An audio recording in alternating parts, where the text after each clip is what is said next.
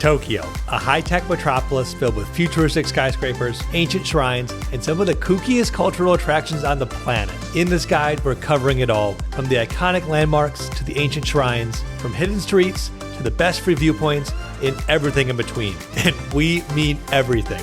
So sit back, hit that like button, and we'll walk through the top things you need to do and see when you visit Tokyo. All right, one of the absolute must-see areas to see when visiting Tokyo is the iconic district of Shibuya. This place is the beating heart of Tokyo's youth culture and nightlife, and it's home to the famous Shibuya Crossing. This is believed to be the busiest intersection in the whole world, where up to 3,000 people scramble across the street at a single time. Walking through this organized chaos is a true rite of passage when visiting Japan. We are in Shibuya right now, and it is just as electric and chaotic as you would expect. It's kind of like Times Square, but way more hectic. The main attraction here is the crossing right behind me, which I think has a world record for being one of the most chaotic and most traffic crossings in all of the world. It's pretty cool. While you're here, make sure to stop by the Hachiko dog statue just outside the station. This is a monument to Tokyo's most loyal pup, who waited at the station for 9 years in hope of his owner returning. And it's easily one of the most photographed spots in the city. Just be prepared to wait in a long line if you want a solo pic with this photogenic pup. Or just snag a pic from the side and brush up on those Photoshop skills. I probably should have just waited in line. So one of the things about Shibuya Crossing is there are just so many people that you almost need to get an elevated view to appreciate just how many people there are here. And there's some paid viewpoints you can do, but one of the best free viewpoints you can get is head to the Mark City Overpass. This is a free overlook connecting the metro station here, and the walkway gives you amazing views of the chaos of Shibuya Crossing. So if you're a penny pincher like us, this is a great way to see it all. Once you've tackled the crossing, it's the perfect time to try the food around here. There are tons of restaurants lining these neon streets, and we actually cover some of our absolute favorites in this area in the upcoming Tokyo food tour. But a few that are definitely worth checking out include this high-tech conveyor belt sushi restaurant, this happy pancake restaurant to pick up the fluffiest pancakes on the planet, the iconic cheese yen pastries, and of course, the world-famous Ichiran ramen. So make sure you subscribe to see all the delicious details in our Tokyo food tour. Just a short train ride away is the next spot to see, and that's the bustling neighborhood of Shinjuku. This is one of the most popular areas in all of Tokyo and is famous for its iconic shops and upbeat ambiance. The most famous thing to see here is probably the life-size Godzilla head peeking over this iconic square. And this bad boy is incredibly lifelike. At the top of every hour, he blows smoke and lets out that iconic Godzilla roar. So if you want to feel like you're in a real-life Godzilla movie in Tokyo, this is the place to be. Anyways, the other most famous icon in Shinjuku is the world-famous cat billboard. And I know what you're thinking, why would I come all the way to Tokyo to see a billboard? Well, for one thing, would you just look at him? He's so cute. Just kidding. All right, I'll stop. This billboard is absolutely mesmerizing, and the 3D effect is so lifelike, it's almost mind-bending. So it's definitely worth a stop while you're in Shinjuku. Another Instagram famous spot in Shinjuku that may or may not be important to you is this walkway. Even if you skip the photo shoot, it's a really neat little alleyway to wander through, and the glowing lanterns give this really cool, nostalgic Tokyo vibe. It's definitely worth popping into.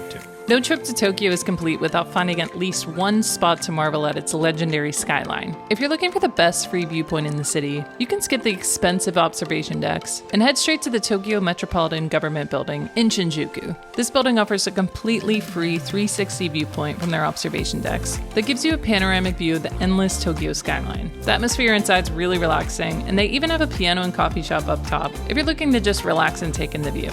Just make sure you check their website before visiting to make sure they're open. But if you have a little bit more wiggle room in your budget than we did, the paid observation decks are definitely worth considering. Shibuya Sky offers an incredible open-air panorama, while Tokyo Skytree delivers the highest vantage point in the country. Just keep in mind that you'll want to book tickets for these paid spots well in advance, especially if you're aiming for sunset. One of the coolest things about Tokyo is how it balances the chaotic city energy with incredibly peaceful green spaces right in the middle of town. And one of our favorite parks that we visited was Ueno Park. If you happen to be lucky enough to visit during cherry blossom season, this is an absolute premier spot to explore, with hundreds of trees lining these pretty paths. Ueno Park is also home to the Ueno Zoo, which famously features giant pandas. So it's a perfect natural way to get your daily dose of Tokyo cuteness in. Or a great spot for a picnic, as seen in our food tour. Tokyo is definitely a busy and bustling city, but luckily they've worked in a lot of green spaces in the surrounding area. It's currently sakura season here in Tokyo, so luckily we've been able to enjoy all of the gorgeous cherry blossoms in these parks. And it definitely seems like it's common practice to take a picnic here, bring a blanket, and just enjoy the scenery. Michael luckily is giving up his rain jacket for our picnic blanket today. But yeah, it's definitely a nice contrast to the hustle and bustle of the city.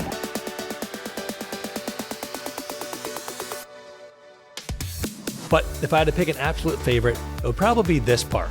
We were lucky enough to catch this park right at the end of cherry blossom season, which made the views absolutely unforgettable. This park winds right along the old Imperial Palace moat, so you get these incredible views of the flowers draping over the water. If we had planned just a little bit better, we absolutely would have rented one of the boats to see the petals from the water.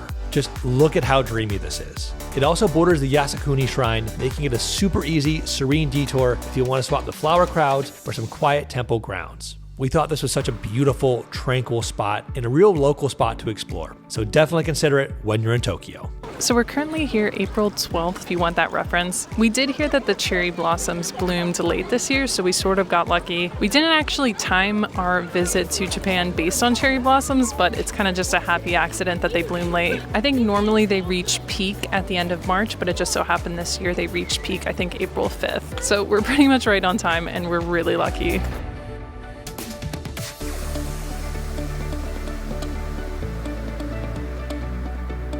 Next up is an absolute must-do visual experience, and that's to visit Tokyo's famous teamLab digital art museums. There are two major ones you can choose between, each with their own unique experience. teamLab Planets is the original and more famous of the two, and is located directly on this impossible to pronounce train line, and is a surprisingly fun ride to get you pumped for the experience. Once you enter teamLab Planets, you almost feel like you're stepping into another planet.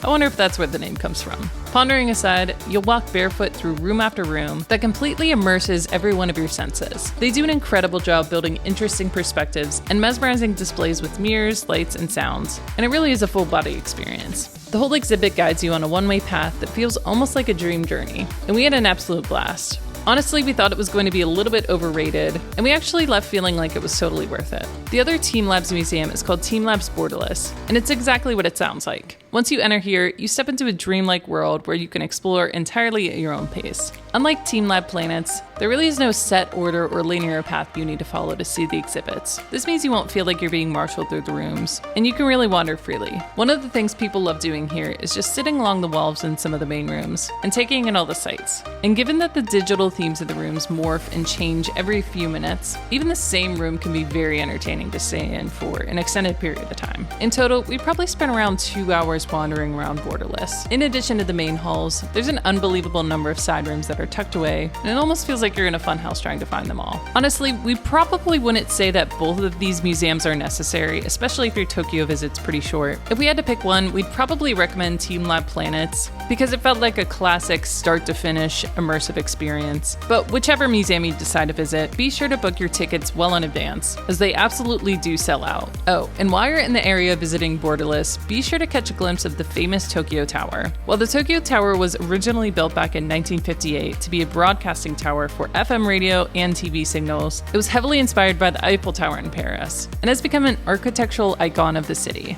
All right, next up is one of the most unique and thrilling ways to see Tokyo's city streets, and that's suiting up for some real-life street go-karting. You'll see people zooming all over the city in crazy outfits loosely inspired, but somehow legally copyright adjacent to their favorite Italian plumber. And this was one of our favorite things we did in all of Tokyo. In essence, you suit up in some Nintendo-worthy costumes and hop aboard a high-octane go-kart ride for a guided tour of the city. There are a couple major companies that operate these tours in Tokyo, but we went with Monkey Kart and had an absolute amazing time. Driving a low-profile go-kart right alongside regular Tokyo traffic is an absolute adrenaline rush, and you really feel like you're zooming in comparison to the rest of traffic. Just be sure to watch out for those darn blue shells! Anyways, if you want to do this, you absolutely must bring a valid international driver's permit obtained from your home country before you leave Japan. They will not let you drive without it. And if you're traveling with a companion who doesn't want to drive or doesn't have their own permit, Monkey Kart offers some options where you can ride along. So if you have a passenger Princess Peach in your travel group, booking with Monkey Kart is for sure the way to go. Seriously, this was so much fun, and 4th grade me would be so proud of this experience.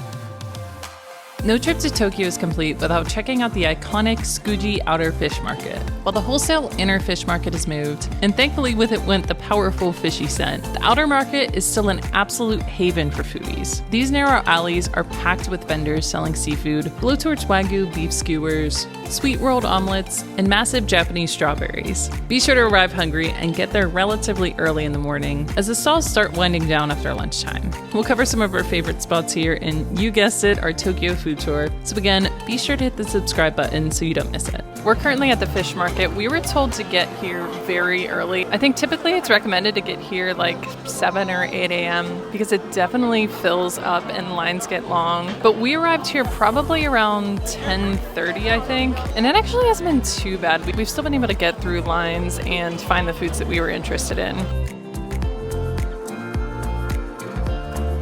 And before we jump back to the video, we want to take a moment to thank the sponsor of today's video, which is us. If you didn't know this, we sell our own packing cubes on Amazon.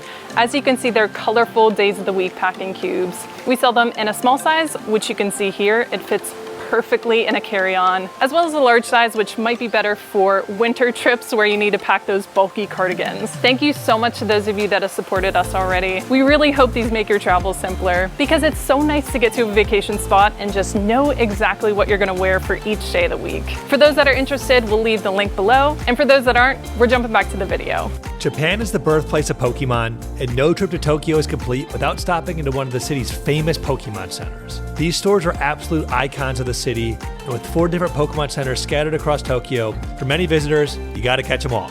Each store carries one-of-a-kind merchandise that you can only find in Tokyo, and they do such a good job with these stores' atmosphere. The Pokemon Center Mega Tokyo is probably the most extensive Pokemon Center, which also has a cute little Pokemon cafe called Pikachu Sweets, which is a super cute place to score some tasty Poke treats if you're unable to secure reservations to your official Pokemon cafe, which surprisingly is one of the hardest reservations in the whole city. We love sipping an adorable Pikachu coffee here and taking in the great ambiance. The other major Pokemon Center is located near Shibuya in the Parco building and is world famous for its life-size Mewtwo tank guarding the entrance. This is probably the most thematic Pokemon Center, and we felt it was our favorite if we had to pick just one. So we are in Sunshine City, and this is the biggest Pokemon mall in all of Tokyo. There's probably 3 to 5 different stores here, all Pokemon themed. Behind me is the Pokemon Go Lab. I think this one is unique to this location. There's also stores up here dedicated specifically to Pokemon card battling and trading. And of course, there's the main Pokemon Center here, which sells all sorts of plushies, stickers, notebooks, just about anything you can imagine Pokemon. So if you're looking for Pokemon themed memorabilia or a great souvenir of your time in Tokyo,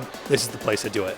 The other pro of this Pokemon Center is it's right next to the official Nintendo store, which also is a must-see if you grew up on the N64 like me. This store has all sorts of fun merchandise and decor, so if you're looking to pick up a souvenir, this is a great spot. Not to mention, you can also take some time to play some live Nintendo games on their big screen. I was grinning ear to ear with how enthusiastic the staff were for my subpar playing, and they really made this such a fun experience. Alternatively, if you're more of a fashionista, you'll need to check out Tokyo's flagship Uniqlo store in Ginza. So we're currently outside the Uniqlo Flagship store. This is in the Ginza district of Tokyo, which definitely seems a lot more ritzy than some of the other districts that we've explored so far. We were definitely prepared for this store to be massive, but seeing it in real life is just incredible. We thought there were 7 stories, but it actually looks like there's more. I guess we'll see when we get inside.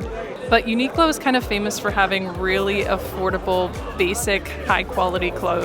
Typically, we aren't big shoppers when we travel because we try to pack light, but I think we might have to make an exception for Uniqlo, so we're gonna go in and see just how crazy it is. This 12-story clothing store almost makes you feel like you're in a museum. Between the moving mannequins and the swinging shirts, this store really has it all. Each floor has different merch, and we love slowly wandering floor after floor to take in the cool and kooky outfits. Oh, and if you're looking to get something custom embroidered, most of the big Uniqlos in Japan offer this option. We actually didn't get anything customized here, but at the Osaka Uniqlo store, we actually had them custom make some cute matching penguin hats for our trip to Korea, so this is a fun way to make some one-of-a-kind pieces. If you're looking for some magic during your stay in Tokyo, you're in luck, because Tokyo is just 30 minutes from not 1, but 2 Disney theme parks. And one of these Tokyo Disney parks has a theme quite literally like nowhere else, and that's Tokyo Disney Sea. The park is designed around nautical myths and ocean exploration, and is full of jaw-dropping, movie set level worlds. There's literally a giant erupting volcano at its center, and it has some of the best theme park food and snacks we've tried anywhere in the world. This is definitely one of the most unique Disney park experiences experiences out there. So if you're a self-proclaimed Disney adult or just looking to check out something unique, we think Tokyo Disney Sea is definitely worth it if you have space in your Tokyo itinerary. Alternatively, if you prefer the classic magic, Tokyo Disneyland is where you'll find that traditional Disney experience. It's shockingly similar to Florida's Magic Kingdom, just with the added charm of a Japanese-speaking Buzz Lightyear.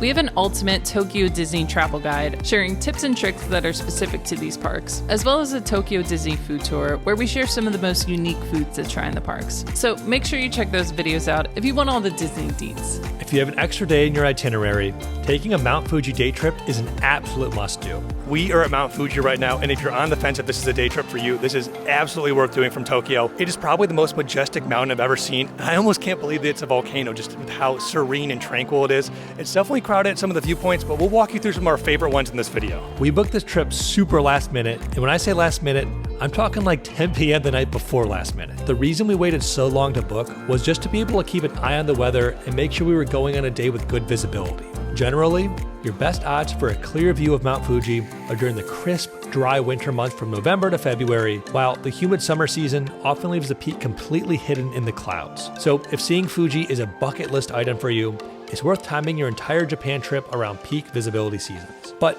if it's just a nice to have, try to leave just a little bit of wiggle room in your schedule so you can pivot when the forecast looks perfect. For perspective, we visited in late April, and days with good visibility are pretty rare that time of year, so we are grateful to have a little bit of wiggle room in our schedule to pivot. It's probably pretty obvious, but we are at Mount Fuji right now. We definitely got pretty lucky today in terms of the weather. We were checking the past couple days, and we waited until a sunny day cleared up. Even so, some of the sources that we were looking at said it would be cloudy in the afternoon, but thankfully it's clear of any clouds. We are here in April, which is whenever it does start to get a little bit cloudier. We also got lucky that the cherry blossoms bloom late this year, so we see the double combo of Mount Fuji and cherry blossoms, which has been amazing. Okay, enough about the weather. Most day trips to Mount Fuji are a pretty simple book and enjoy process. Our tour bus picked us up from a designated spot in Shinjuku, and from there it was about a 2-hour trip to Mount Fuji. If you can, try to sit in the left side of the bus when going towards Mount Fuji because you get the best views of the mountain. We stopped at a couple spots along the way, but probably the most iconic spot was Lake Kawaguchiko. This ancient lake was formed when Mount Fuji erupted thousands of years ago, and now is one of the most tranquil places to appreciate the peak. Here, the waterfront stretches around the panoramic views of the mountain, and we found it to be one of our favorite viewpoints. We enjoyed just walking around the lake and taking in the different perspectives of this magnificent mountain. In fact, we love this place so much that we actually almost missed our bus ride home because we stopped for a vending machine hot tea and needed to literally sprint to catch it. Anything for the tea. Let's go. Anyways, the other famous viewpoint is this pagoda, which gives you that classic postcard perfect view of the red pagoda framing in Mount Fuji. We absolutely love climbing the steps here and having the shrine all to ourselves. Just kidding, this place was packed, but even being crowded, we felt it was absolutely worth it. The landscape here is so serene and the architecture is so perfect, it almost makes you feel like you're straight out of Reading, Pennsylvania. Just kidding. Well, sort of. And while the Pennsylvania pagoda is actually older than this one, there's actually been a shrine on these grounds for over 1,000 years, so we thought this is more authentic. Take that, Pennsylvania. Anyways, this is a great spot to snap some photos. Just be ready to stand in line for a while if you want to reach the final viewpoint to snap that famous pic. Our tour guide told us that this place blew up online. I think some famous vlogger from Thailand came here, so it's gotten quite a bit more busy recently. I think the best view you're gonna get here is from behind the shrine. I think you'd be able to get the shrine, the cherry blossoms, and a view of Mount Fuji. But I think the wait for that is like 60 minutes or something. And that doesn't seem super worth it to us, but I'm sure it's an absolutely gorgeous view. And one more thing, if you don't feel like waiting in the long line to go up top to the observation deck, you can come back to the back of the pagoda here and you still get striking views of the pagoda, the cherry blossoms, and Mount Fuji behind you. This is incredible. If either of these spots are important to you, make sure your day trip has them included.